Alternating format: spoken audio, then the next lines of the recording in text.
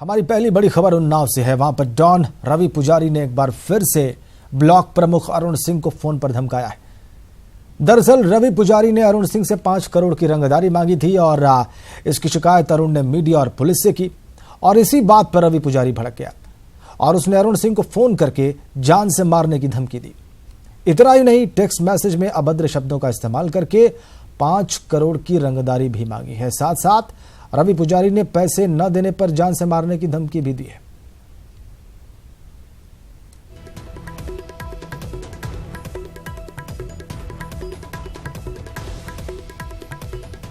और अब आपको सुनाते हैं डॉन रवि पुजारी और अरुण सिंह के बीच हुई टेलीफोनिक बातचीत।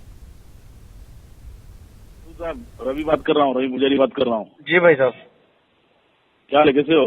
ठीक है भैया, आपके पास गलत जानकारी है। पूरा आप तो पूरा यार मीडिया में पूरा वार्म करके यार मेरा काम आसान कर दिया आपने। जी क्या? नहीं, तो ये गलत नहीं हो रहा था कि आप सही हो कि गलत हो। नहीं, एक बात सुनो, मेरी बात सुनो जी। कि भाई ये सब करके आपको ऐसा लगता है कि आप बच पाओगे? मैं अब हम उतने मोटे आसामी तो है नहीं जितना आप समझ रहे हैं। हाँ, नहीं, आपको मैं ये पहले एक चीज बताओ कि भाई ये सब चीज करके आप बच जाओगे क्या? नहीं, अब बचना और ना बचना तो ऊपर वाले के हाथ में है भैया। नहीं, ऊपर वाले तो वही ना, हम तो ऊपर में बैठे हैं। मैं आपसे वही बता रहा हूँ, ऊपर में बैठे ना, मैं आपको वही बता रहा हूँ कि आपके बता रहा हूँ कि आपके पास जानकारी गलत है। नहीं, जानकारी आप एक बार अपनी जानकारी करेक्ट कर लो भैया। समझे कि नहीं? जानकारी सही है। जो भी आपने ये सब वार्म किया है ना, वो बहुत अच्छा काम किया आपने। अब मेरे को भी आसान होगा ना, लोगों को पता चलेगा कि भाई ये कॉल जाने के बाद, बात करने के बाद कैसी गोली चलती है, लोगों को पता चलना चाहिए ना। जी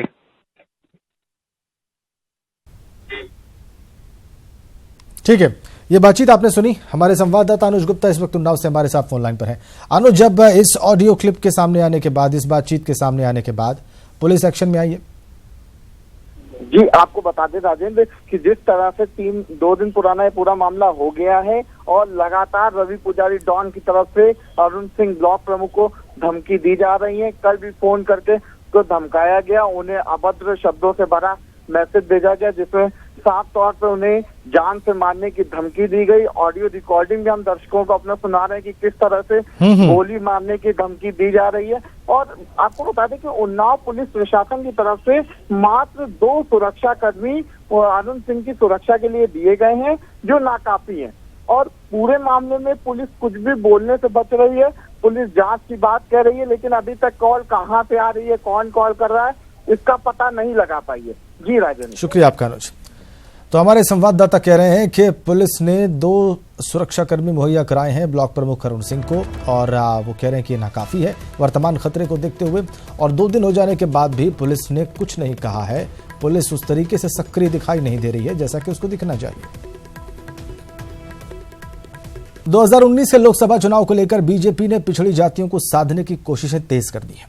लखनऊ में आज बीजेपी पिछड़ा सम्मेलन का आयोजन कर रही है और इसमें मुख्यमंत्री योगी और बीजेपी के सीनियर नेता कुर्मी और पटेल समाज के लोगों से चर्चा करेंगे। यह सम्मेलन विश्वेश्वरैया हॉल में होगा और इससे पहले पार्टी यादव सम्मेलन भी कर चुकी है। तो ठीक जिस दिन अखिल भारतीय ब्राह्मण महासभा विरोध कर रही है, उसके लोग चूड़ियां लेकर निकले हुए हैं मुख्यमंत्री के लिए और प्रधानमंत्री के लिए, उसी दिन कुर्मी समाज के साथ बीजेपी बैठक कर रही है। पिछड़ी जातियों को साधने की कोशिश।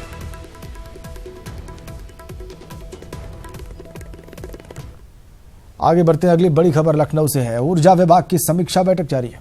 मुख्य सचिव अनूप चंद्र पांडे इस बैठक में मौजूद हैं। डीजीपी ओपी सिंह भी इस बैठक में पहुंचे हैं। मुख्यमंत्री योगी की अध्यक्षता में ये ऊर्जा विभाग की समीक्षा बैठक चल रही है। केंद्रीय मंत्री आरके सिंह भी इस बैठक में मौजूद हैं।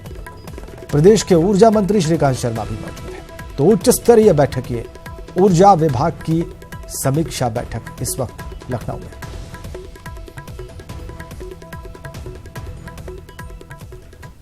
चलिए आगे बढ़ते हैं। प्रदेश के प्राइमरी और अपर प्राइमरी स्कूलों में शिक्षकों के साथ ही छात्रों की उपस्थिति भी बायोमेट्रिक मशीन से दर्ज होगी। फिलहाल बेसिक शिक्षा विभाग पायलट प्रोजेक्ट के तहत कुछ स्कूलों में इस मशीन को लगाने जा रहा है। स्कूल गए तभी तनख्वाह मिलेगी। फर्जी अटेंडेंस पर पूरी नजर रहेगी। छात्रों की मौजूदगी रिकॉर्ड में दर्ज होगी। मिड डे मील में हेराफेरी बंद होगी। स्कूलों की जानकारी ऑनलाइन होगी। अब स्कूलों में बायोमेट्रिक अटेंडेंस। बेसिक शिक्षा विभाग में अक्सर ही ऐसे मामले सामने आते हैं कि किसी स्कूल में छात्रों की संख्या अधिक बताकर मिड डे मील में खेल हो रहा है, तो कहीं जूते मोजे, यूनिफॉर्म और स्वेटर में घपला घोटाला। स्कूलों में छात्रों और मास्टर जी के गायब रहने की शिकायतें भी आती रहती हैं। इन सब पर रोक लगाने के लिए विभाग ने तकनीक का सहारा लिया है। स्कूलों में बायोमेट्रिक अटेंडेंस की शुरुआत की जाएगी। पायलट प्रोजेक्ट के तौर पर अभी कुछ स्कूलों में बायोमेट्रिक अटेंडेंस के लिए मशीनें लगाई जाएंगी। इसके अलावा विभाग एक पोर्टल तैयार करने जा रहा है जहां स्कूल वार जानकारी होंगी। इस पोर्टल पर सभी स्कूलों की तस्वीरें, छात्रों और शिक्षकों की संख्या, मिड डे मील, किताबें, जूते मोजे, बैग, यूनिफॉर्म, स्वेटर बांटने की जानकारी भी रहेगी। एक क्लिक पर विभागीय अधिकारी किसी भी स्कूल की हकीकत जान सकेंगे। इसके अलावा स्कूलों में किचन गार्डन बनाने को भी कहा गया है। जिन स्कूलों में जगह होगी वहां हॉर्टिकल्चर विभाग की मदद से ये गार्डन तैयार होंगे। सरकारी स्कूलों में अब ना तो मिड डे मील के नाम पर फर्जीवाड़ा होगा और ना ही सरकारी योजनाओं में धांधली। बेसिक शिक्षा विभाग अब अपने छात्रों और शिक्षकों की उपस्थिति को बायोमेट्रिक करने जा रहा है। इतना ही नहीं, अब इन स्कूलों से जुड़ी सभी जानकारियां भी ऑनलाइन होंगी। इसके लिए बेसिक शिक्षा विभाग ने अपनी कवायद भी शुरू कर दी है। कैमरामैन रवि के साथ शैलेश अरोरा, न्यूज़ 18 लखनऊ। आगे बढ़ते हैं। फैजाबाद जिला अस्पताल के बाहर एक घायल मरीज घंटों बिना इलाज के तड़पता रहा, लेकिन किसी ने उसे अस्पताल में भर्ती कराने की जहमत नहीं उठाई। बाद में सीएमएस अशोक कुमार राय की फटकार के बाद वहां पर मौजूद सिपाही और वार्ड बॉय ने घायल मरीज को स्ट्रेचर पर उठाकर किसी तरह से हॉस्पिटलाइज कराया। कहा जा रहा है कि अज्ञात वाहन से घायल मरीज को वहां चीता मोबाइल पुलिसकर्मी छोड़कर चले गए और इसके बाद से अस्पताल के बाहर तड़पता रहा।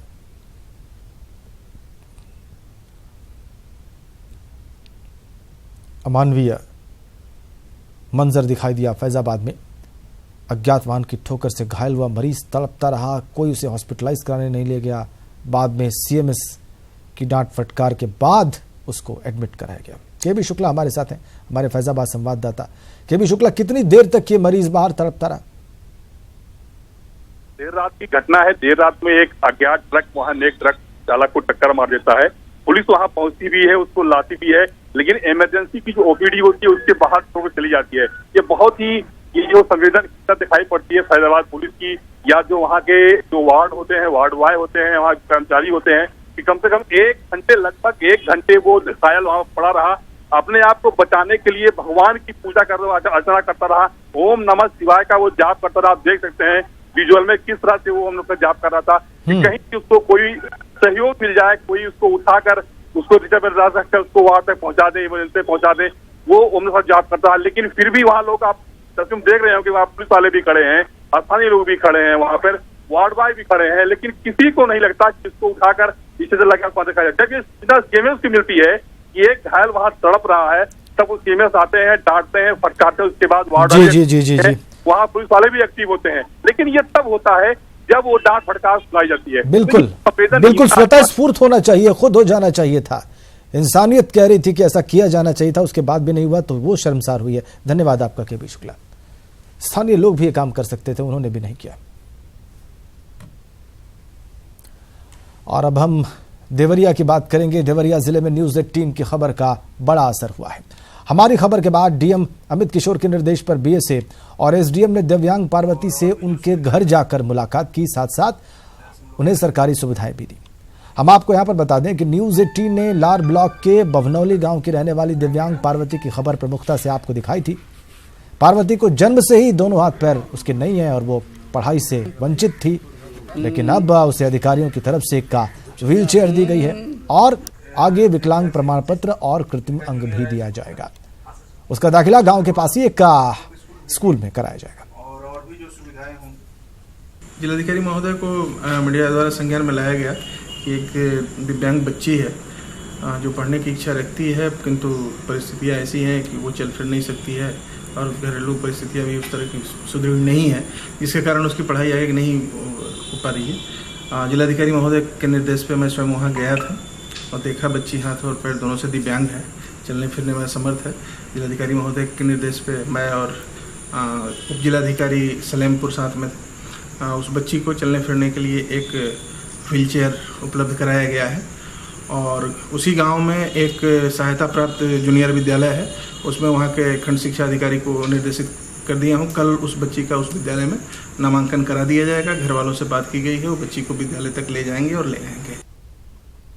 तो न्यूज़ 18 इम्पैक्ट आपने देखा देवरिया में। अब आगे बढ़ते हैं, एटा की बात करते हैं। वहां पर पुलिस की लापरवाही का बड़ा मामला सामने आया है। जिले में दबंगों ने 1 महीने पहले एक स्कूली छात्रा का अपहरण कर लिया था, लेकिन एक महीने बाद भी पुलिस छात्रा को बरामद करने में पुलिस नाकाम रही है। पीड़ित छात्रा के पिता का कहना है कि उन्होंने 2 बार लखनऊ जाकर सीएम योगी से गुहार लगाई है, लेकिन पुलिस के कानों पर जूं नहीं रही। ये पूरा मामला थाना जसरतपुर इलाके के गांव सरोट का है। 1 महीने पहले 11 की छात्रा दीक्षा परिहार का उस वक्त अपहरण कर लिया गया था, जब वो शाम के वक्त अपने खेत पर जा रही थी। फिलहाल अपर पुलिस अधीक्षक छात्रा को जल्द बरामद करने की बात कह रहे हैं।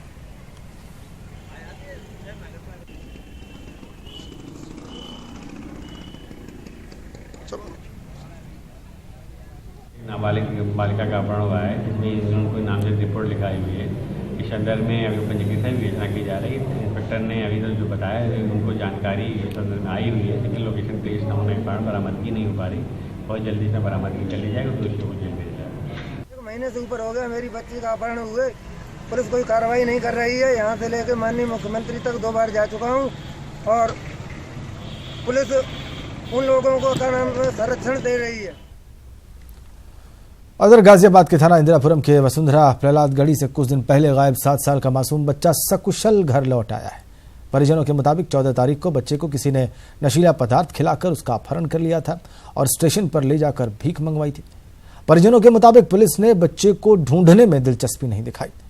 रेलवे स्टेशन पर बच्चे के पड़ोसी की उस पर नजर पड़ी और उसने उसे घर लाकर छोड़ दिया। अब पुलिस पूरे मामले की जांच में जुटी हुई है।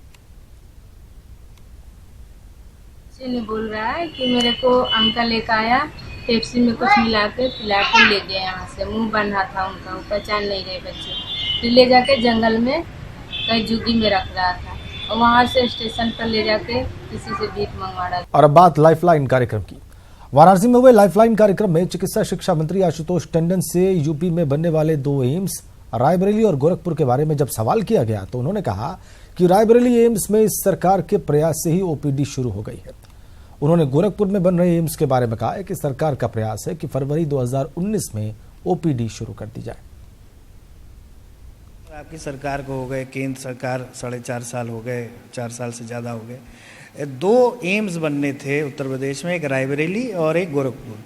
आप क्या इस मंच से बता सकते हैं उन पे क्या स्टेटस है, कब तक एम्स चालू होगा? क्योंकि इधर देखिए, रायबरेली एम्स बहुत जमाने से बन रहा था और उसकी जो प्रोग्रेस थी वो ऑलमोस्ट 0 थी। हमारी सरकार आने के बाद उसकी प्रगति हुई और उसमें ओपीडी शुरू हो रही है। गोरखपुर की भी हमारा प्रयास है कि फरवरी तक उसकी ओपीडी शुरू हो जाए और निर्माण कार्य बहुत तेजी से हो रहा है, लगातार उसकी मॉनिटरिंग हो रही है। यहाँ बीएचयू के हॉस्पिटल को भी एम्स का दर्जा दिया गया है। अभी एक कार्यक्रम हुआ था जिसमें केंद्रीय स्वास्थ्य मंत्री और चार्डी मिनिस्टर दोनों थे और इस पर काम शुरू हो गया। दिल्ली एम्स से बेहतर इस हॉस्पिटल को भी केंद्र सरकार बनाने जा रही है। आगे बढ़ते हैं। रेडियो सिटी एक बार फिर यूपी में सुपर सिंगर की तलाश में जुटा है और इसके लिए प्रदेश के शहरों में रेडियो सिटी की टीम टैलेंट की तलाश कर रही है। लखनऊ में बुधवार को रामाधीन सिंह गर्ल्स कॉलेज में रेडियो सिटी के ऑडिशन आयोजित किए गए। छात्राओं ने इस मुकाबले में पूरे जोश के साथ हिस्सा लिया। जितनी भी स्टूडेंट्स ने गाना गाया, मैं चाहूंगा आप तो एक शेरो शायरी आइए अर्ज करें फिर। 91.1 ये 10वां ईयर है इन लोगों का और अच्छा है गर्ल्स कॉलेजेस में जाकर के जो लड़कियों को मौके नहीं मिलते हैं, ये उन लोगों के लिए बहुत अच्छा है जो दबा हुआ टैलेंट है, इसके थ्रू हम बाहर निकाल सकते हैं। तो मैं बहुत ही शुक्रगुजार हूँ कि उन्होंने हमारे कॉलेज को चुना। Ralco tyre presents Bingo Mad Angles Radio City Super Singer 10 10वां सीजन है ये, और यहाँ पे हम चुनते हैं शहर का बेस्ट सिंगर। ये पीछे जो आप हमारे गाड़ी देख पा रहे हैं, ये लखनऊ सिटी के कोने कोने में जाती है और ऑडिशंस लेती है लोगों के। आज हम Ramadhin Singh girls degree college में, एंड यहाँ का जो क्राउड है दैट्स एब्सोल्युटली अमेजिंग। आप भले देख ना पा रहे हो, लेकिन मैं आपको सुना देता हूँ, तालियों के जरिए आप सुन पाएंगे। अरे सो ये ऑडिशंस जो है यहाँ पे चल रहे हैं, और इसके बाद जो भी ऑडिशंस होंगे वो आप जरूर सुन सकते हैं रेडियो सिटी 91.1 पर।